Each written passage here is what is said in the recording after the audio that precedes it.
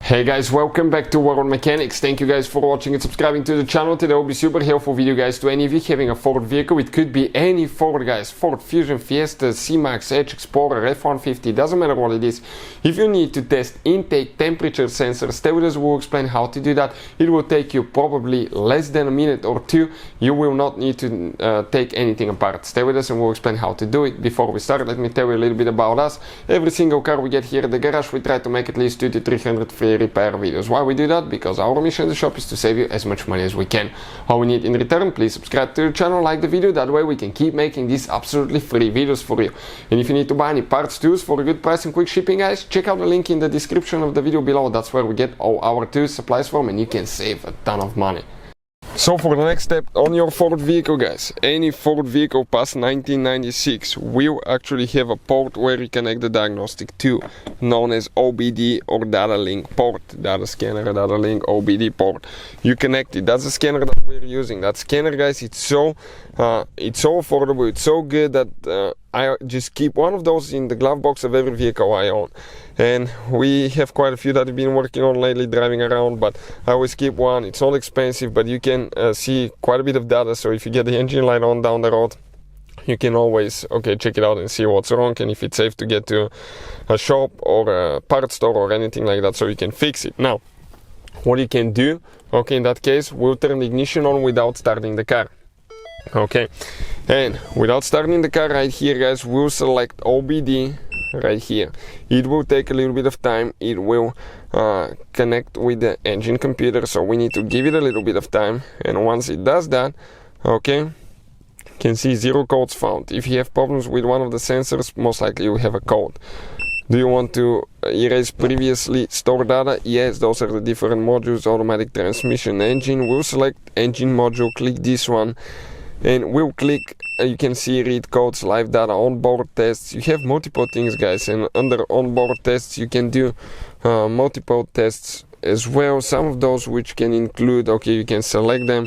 If you have Ford, the tests guys, are EGR, catalyst, evap, purge flow. You can see all the tests you can do, misfire, heaters, DGR heater guys.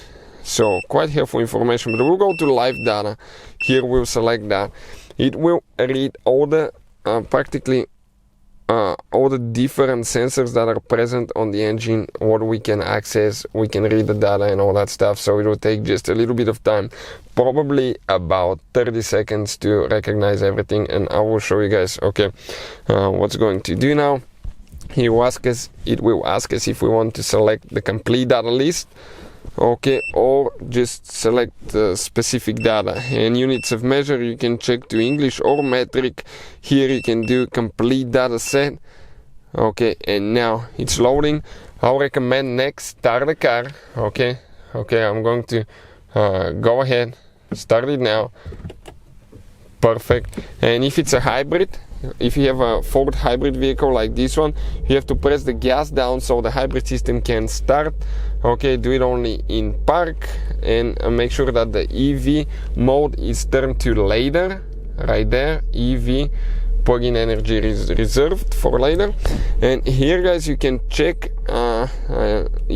actually here the coolant temperature sensor.